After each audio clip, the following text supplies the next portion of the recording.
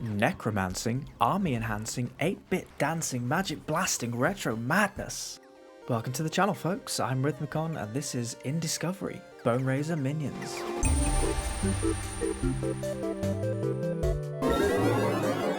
Boneraiser Minions came to my attention on a lazy Sunday afternoon as I was scrolling idly through Steam. The distinctive old-school visuals paired with obvious similarities to the excellent Vampire Survivors spurred me to drop the £4 British price of admission, and I did not stop playing all afternoon.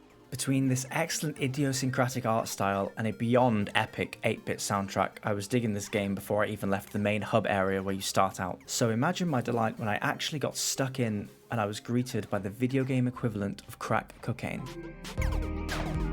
You are a wretched Boneraiser possessed of a fearful and forbidden power over the dead, but what your captors have failed to realise is that that which is dead cannot be killed. And so you rise with the objective of amassing an undead army who will help you slay the waves of men, beasts and bosses galore as you harvest their bones to grow ever stronger. Gathering up a certain amount of bones will give you the chance to select another minion to raise, empower existing minions, meld minions together into giant minions. The options are many. And these minions will automatically run all over the place, slashing and blasting at your enemies on your behalf. Your success is not entirely down to your necrotic followers, however, as you will also be expected to make use of consumable spells, a plethora of game-changing relics, and a handy dash to overpower and outwit your pursuers. Relics will bestow upon you various bolstering effects, or in some cases grant you your own passive power like AoE damage in a circle around you, or bolts of lightning that strike the map every few seconds, smiting down your opponents. Your magic and your dash ability can be charged up to deal devastating map-wide damage or slip and slide to safety as your foes pelt you with arrows, balls of magic, laser beams and more. It's a satisfying blend of auto-battler and something like perhaps Enter the Gungeon. It's a fantastic example of a game taking elements we know and love from other titles and bringing them together in new cohesive ways that feel fresh and exciting. At its core, however, this is still very much a roguelike, and in Boneraiser Minions you can of course expect to die and rise again, and again, and again. Each new death, however, brings with it new opportunity. You will arrive back at the hub area with a bunch of stuff to spend and a vast amount of stuff to spend it on.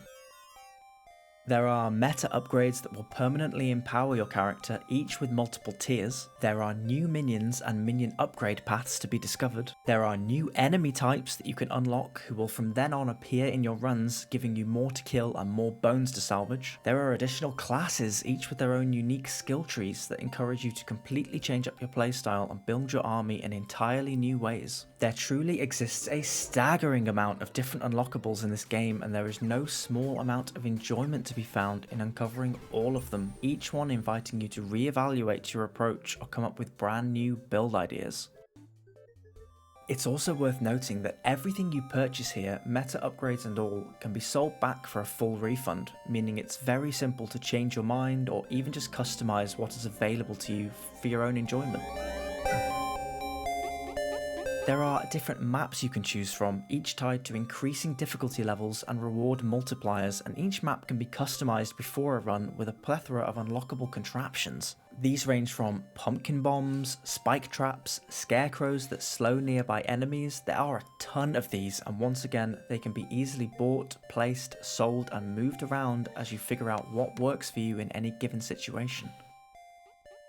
It's a lot of fun to play around with these, and they are a massive boon, so you're going to want to constantly tweak your layout and make full use of this system. From the hub room, you can also unlock and engage with multiple other game modes, some of which won't come as much of a surprise, like the Endless mode where you'll defend against unceasing waves of foes until your bony bros can't take it anymore. But the biggest delight for me by far in this regard was discovering that Boneraiser Minions has a collectible card battling mini-game that is basically Tetramaster from Final Fantasy IX. You can play against the computer or against another local player on the same computer. It's a really fun distraction from all the death, and I just love the fact that this is even here. There's already a deceptively vast amount to see and do in Boneraiser Minions, considering that this entire game was built at the hands of a single developer. This is the kind of game that you will keep coming back to every now and then to see what's new. It's the perfect game to throw on the Steam Deck and bash a run or two in bed or on your commute. It's clear that this is a real passion project for the developer, and it's incredibly cheap, fantastic value for money. If you're titillated at all by what you've seen here, there's really no reason not to head over to Steam and pick this one up. I highly recommend it, and I'm looking forward to seeing what more the developer can possibly squeeze into this game. That's all for now, folks. I've been Rhythmicon, and Boneraiser Minions is awesome. See you next time.